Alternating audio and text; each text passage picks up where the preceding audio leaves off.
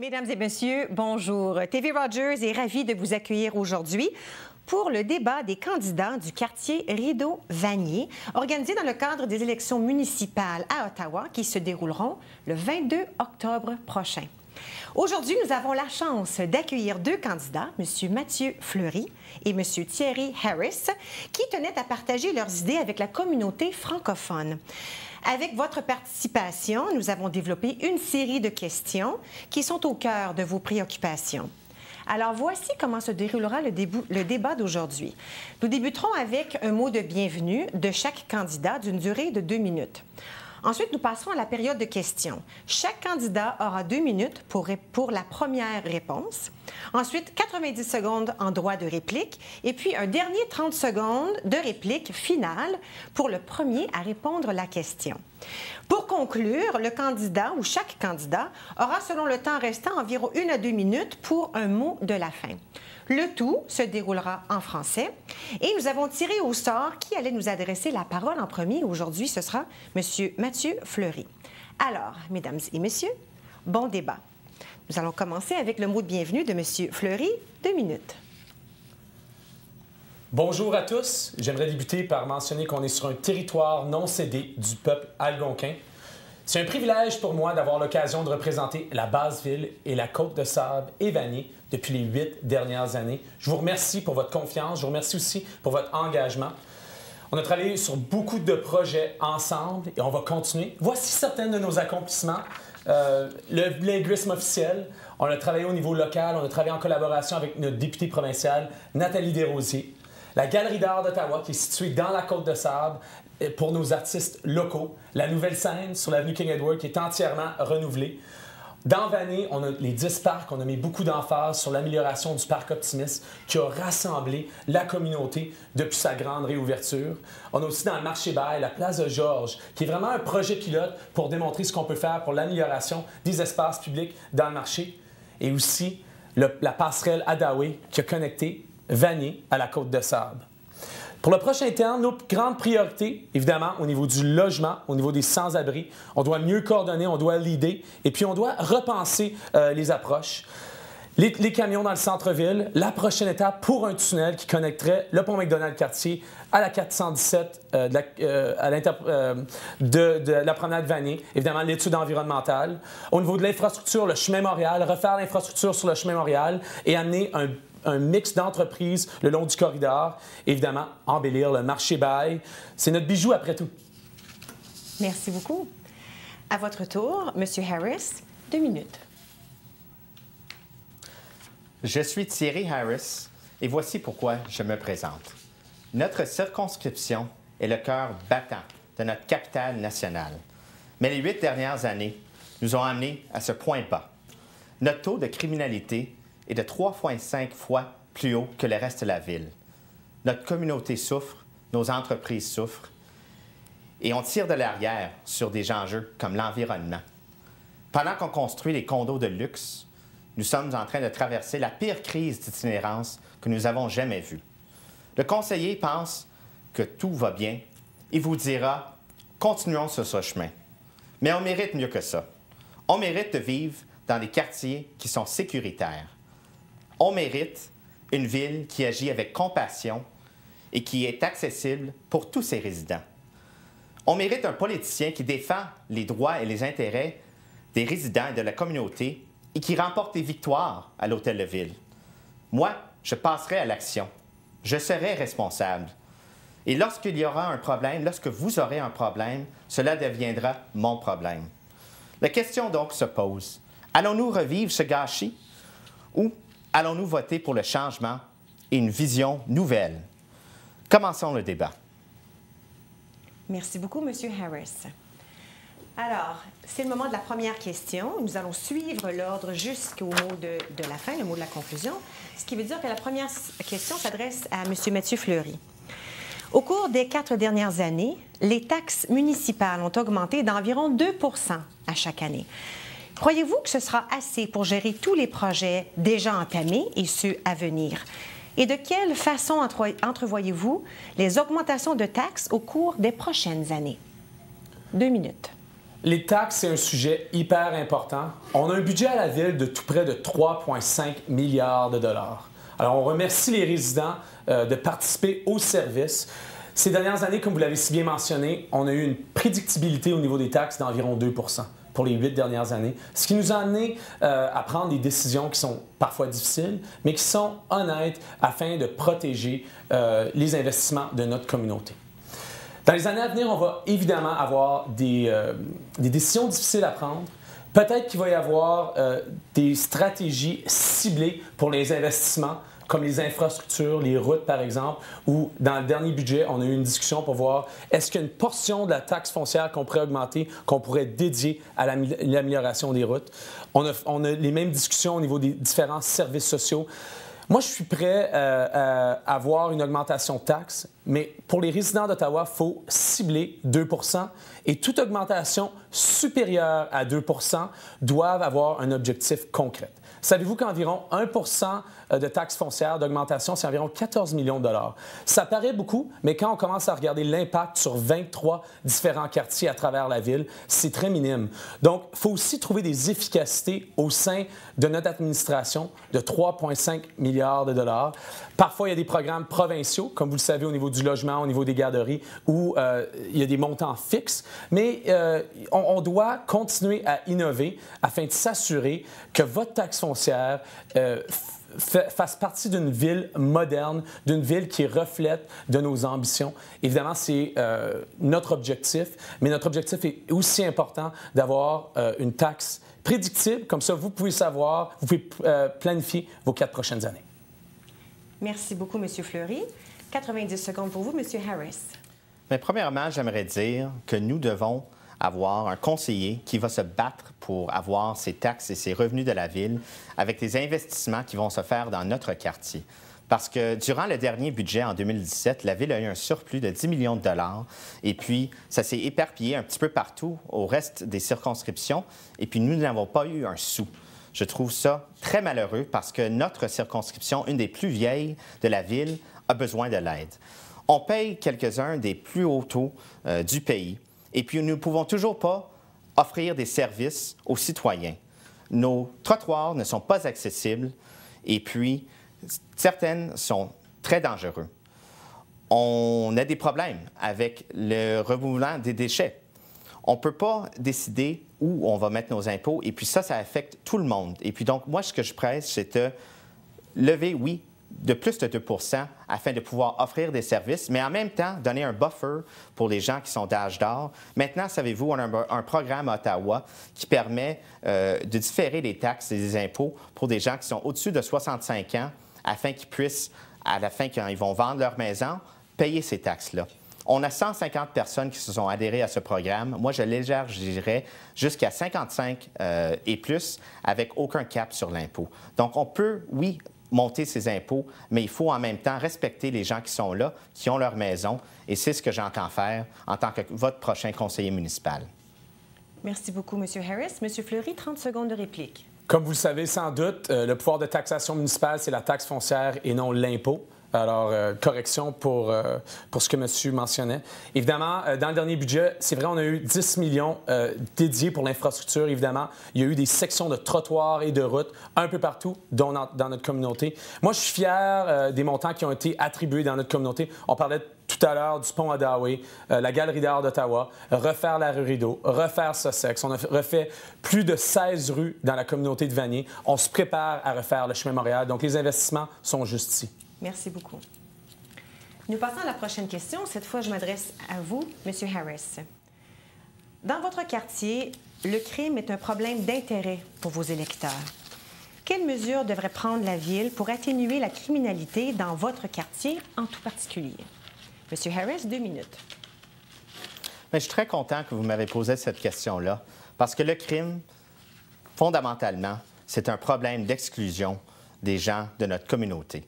Et puis, la manière dont nous avons été dans certains quartiers, à Vanier, à la Basse-Ville, terrorisés carrément durant ces dernières années et dans la Marché-Paille est inacceptable.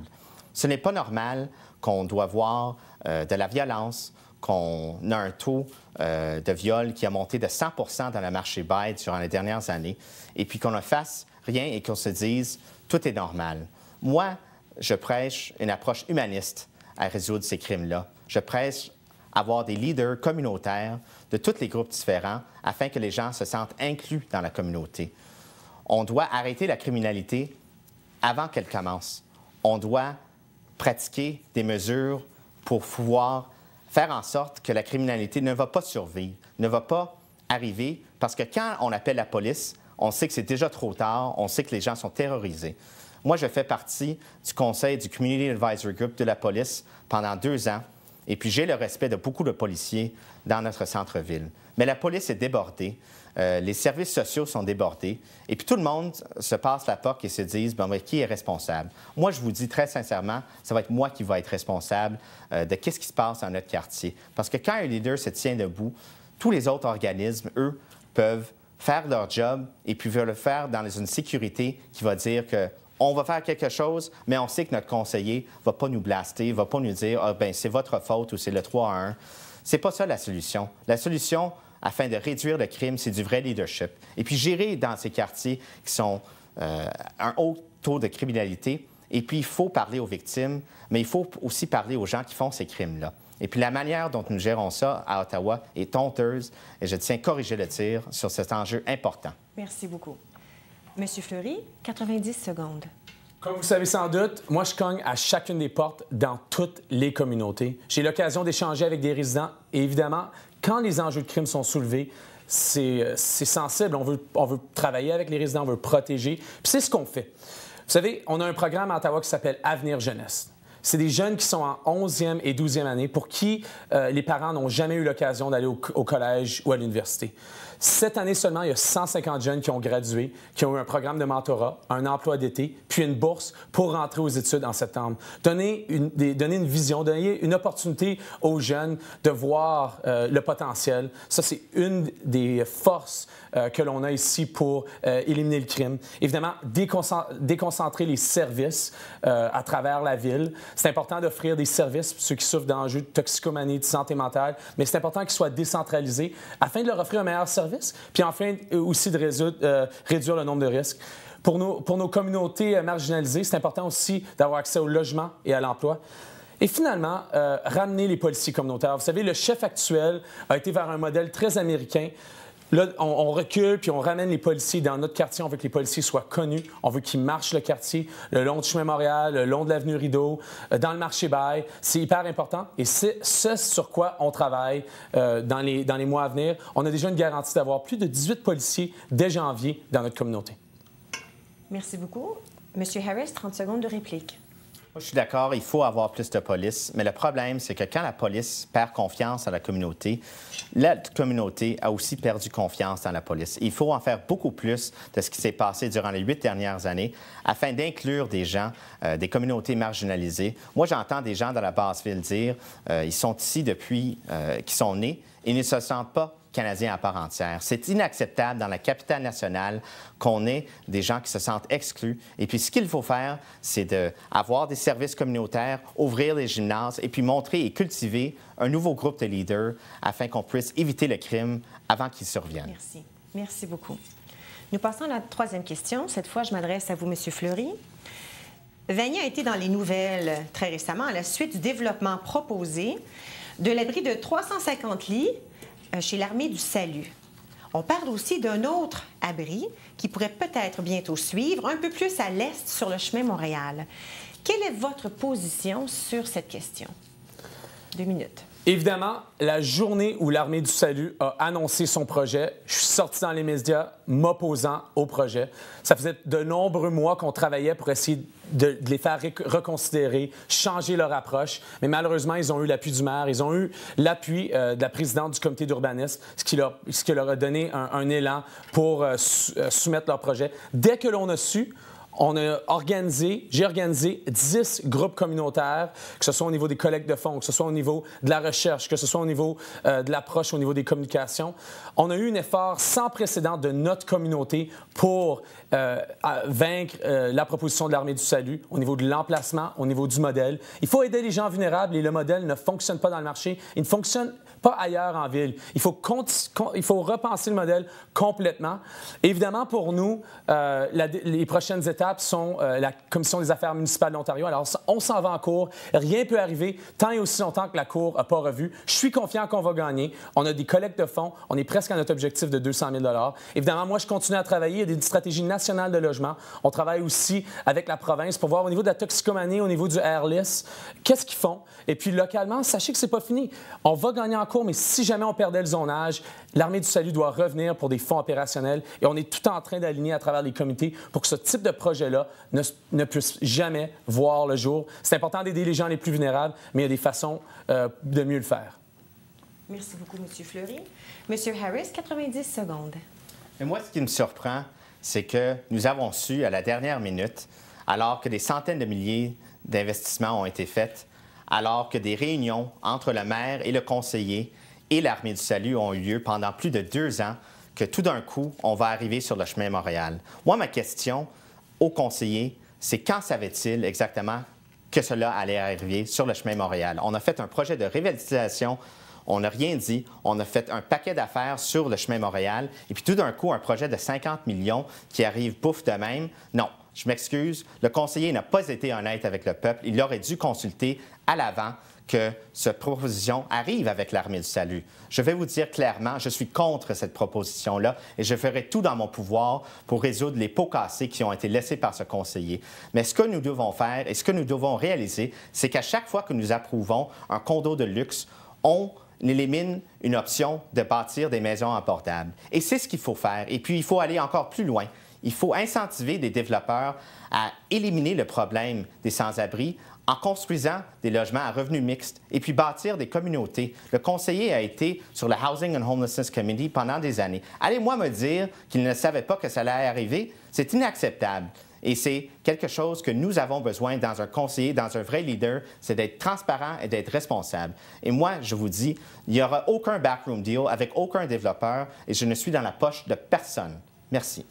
Merci, M. Harris. M. Fleury, 30 secondes. C'est important de comprendre le zonage. Tout le monde a des droits de propriété, puis malheureusement, l'opposant parle du condo de luxe. Si un propriétaire a un droit de bâtir un 9 étages, que je sois d'accord ou non avec son projet, il a le droit d'aller de l'avant. Au niveau de l'Armée du Salut, collectivement, pour les gens qui travaillent dans le milieu, puis les gens qui sont impliqués au niveau du logement et des sans-abri, on le sait depuis 2012 que l'Armée du Salut voulait bâtir un refuge, mais on ne connaissait pas l'emplacement et on ne connaissait pas le modèle. C'est là l'enjeu. Le modèle ne fonctionne pas, l'emplacement aussi. Merci beaucoup, M. Fleury. Nous passons à la prochaine question et cette fois, je m'adresse à vous, M. Harris. En parlant du chemin Montréal, des améliorations sont en progrès avec l'ajout de pistes cyclables et de nouveaux trottoirs. Mais certains électeurs ne sont pas satisfaits de la nature de certaines des entreprises, avec de nombreux magasins genre prêt d'argent et des distributeurs de marijuana.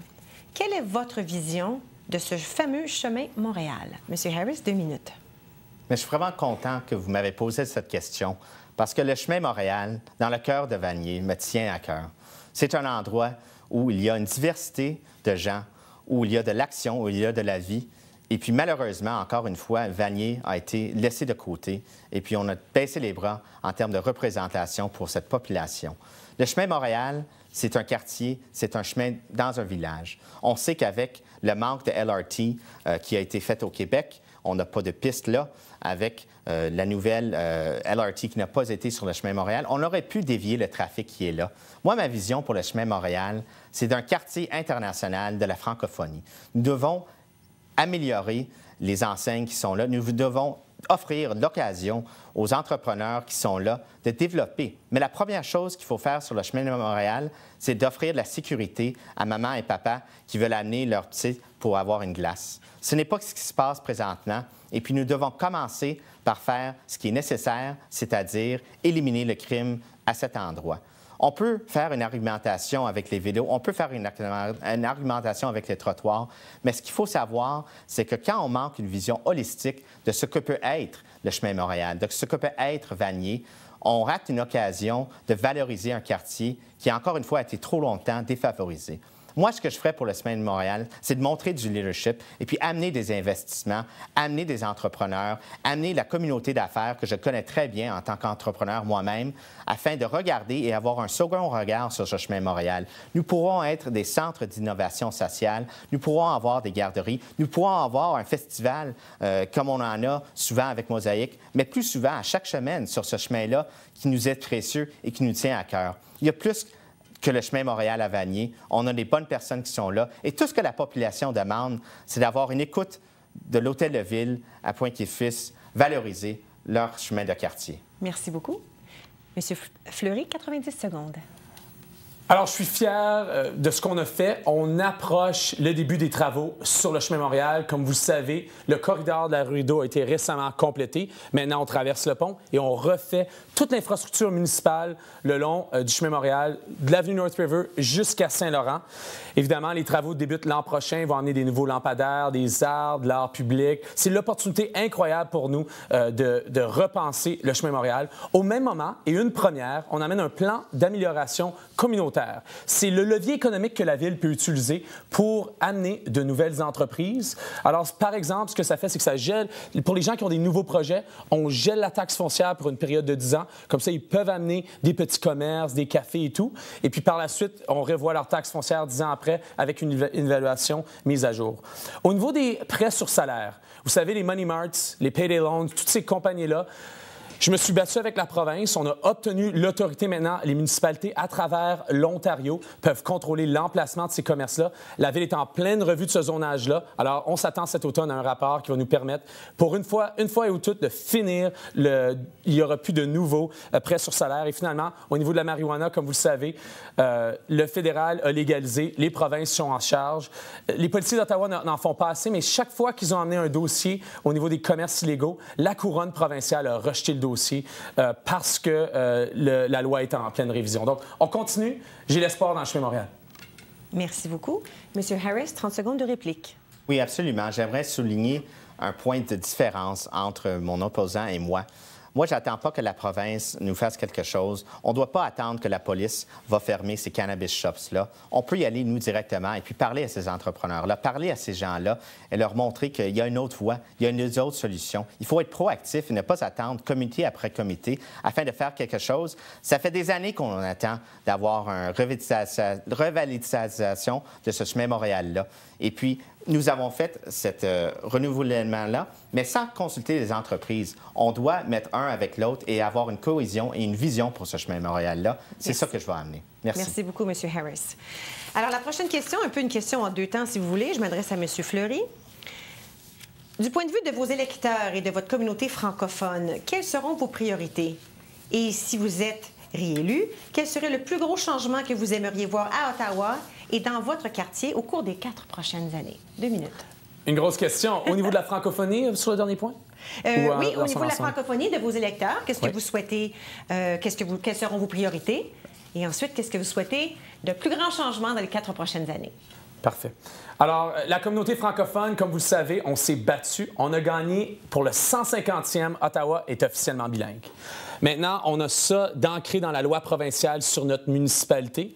C'est une occasion en or. On a une communauté qui s'épanouit. On n'est pas juste dans le centre-ville, est de la ville. Moi, je porte le dossier de la francophonie depuis longtemps. Maintenant, ce qu'on voit avec la GRC et la GRC ou la Défense nationale qui se déplace un peu dans le sud et dans l'ouest de la ville, donc les services pour la communauté francophone doivent aussi s'adapter. Vous savez, à Ottawa, au niveau de la structure, on a une direction des services en français. Présentement, la direction des services en français, malheureusement, c'est devenu un processus de traduction et un processus de plainte. Moi, ce que je propose dans le prochain mandat, c'est de venir de l'avant avec un plan stratégique pour voir au niveau des services sociaux, au niveau des parcs et loisirs, au niveau de paratransport, aussi de transport, des différents services, quels seront les prochains progrès pour la communauté francophone.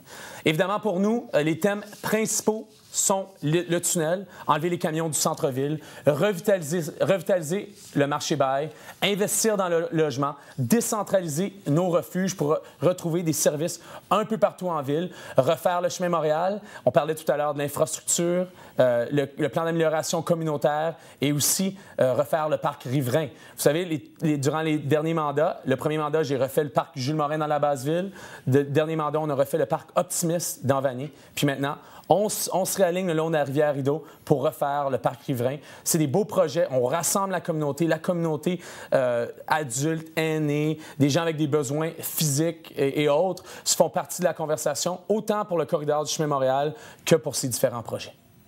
Merci beaucoup, M. Fleury. À votre tour, M. Harris, 90 secondes. Moi, j'aimerais dire une histoire personnelle. Mon nom de famille, c'est Harris, mais je suis un Franco-Canadien. Je suis un Martin, je suis un roi, je suis un Bastarache et j'ai un patrimoine de la francophonie. J'ai grandi avec ces deux solitudes-là et je sais qu'est-ce que c'est d'être une minorité linguistique dans une province. Ce que nous avons, c'est une occasion de valoriser la francophonie à travers nos communautés internationales qui viennent ici. Et puis, nous ne le faisons pas assez. Nous n'intégrons pas les nouveaux arrivants à titre francophone dans le marché du travail. Nous n'offrons pas l'occasion de devenir une communauté unie, forte, noble, fière, francophone, que nous pouvons être dans notre capitale nationale. J'étais dans la cabane à sucre avec certains anciens, des maires comme Luc Cousineau de Vanier, et puis on parlait de l'identité de Vanier à ce moment-là.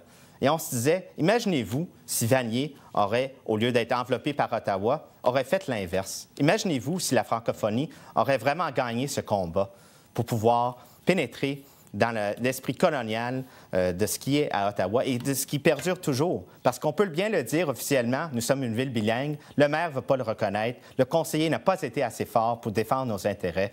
Moi, je peux vous dire très sincèrement que c'est l'attrait plutôt que la réclame. On doit être attrayant en tant que francophone, en tant que franco-ontarien, franco-canadien, tout simplement pour se dire, venez nous voir, parlez le français, c'est une culture et une richesse, et puis on doit l'améliorer à l'Hôtel de Ville, à Ottawa. C'est ce que je vais faire. Merci.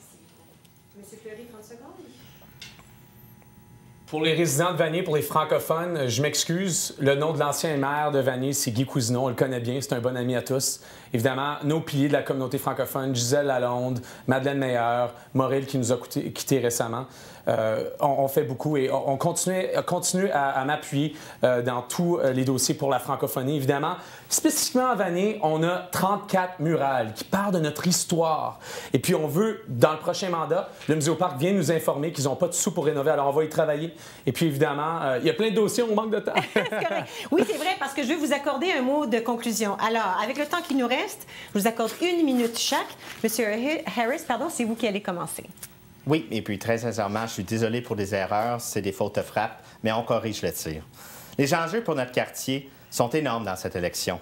Le choix que nous ferons déterminera notre avenir. Pendant 8 ans, le conseiller sortant a fait les choses à sa manière. Ça n'a pas fonctionné. C'est le temps pour le changement. Moi et mon équipe, on représente cet espoir pour le changement. Je ne suis pas un politicien de carrière, je suis un entrepreneur qui a fondé sa propre entreprise. Je suis aussi un activiste qui s'est battu pour sa communauté. Dans les dernières années, j'ai vu une communauté pleine de promesses, mais j'ai trop souvent aussi vu du désespoir et de la peine. À ceux qui souffrent, je suis ici pour vous dire, vous êtes importants. Notre circonscription qui a été laissée de côté, nous avons besoin d'une approche différente qui produira des résultats. Tout ce qu'il faut, c'est le courage de changer les choses. Merci à tous les leaders communautaires, mon équipe et tous les partisans qui nous appuient. Joignez-vous à nous le 22 octobre et votez pour Thierry Harris. Ensemble, nous allons changer cette ville. Merci. Merci beaucoup, M. Harris. M. Fleury, 1 minute. Merci, Catherine, pour l'opportunité de discuter des différents dossiers dans notre ville, dans notre communauté. Merci aux résidents de la Basse-Ville, de la Côte-de-Sable et de Vanier d'écouter. C'est des sujets qui sont hyper importants. Merci ces dernières années d'avoir travaillé avec moi sur ces dossiers super importants.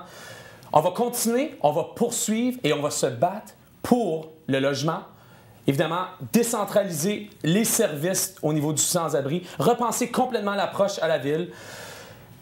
Enlever les camions du centre-ville une fois pour toutes avec un tunnel qui connecte la 417 au pont McDonald-Cartier. refaire le chemin Montréal, arrêter l'armée du salut, ça n'aura pas lieu sur le chemin Montréal. Évidemment, offrir une opportunité de diversifier les entreprises le long du corridor, investir dans le marché bail. C'est notre bijou après tout. Vous avez investi dans moi. Je vous remercie. Je suis prêt à continuer à travailler. On a de beaux projets devant nous. Merci beaucoup. Alors, merci beaucoup à la maison d'avoir été avec nous. Merci aussi à nos candidats et surtout, bonne chance. N'oubliez pas, c'est le 22 octobre qu'on doit passer au vote et on sera ici en direct. À la prochaine.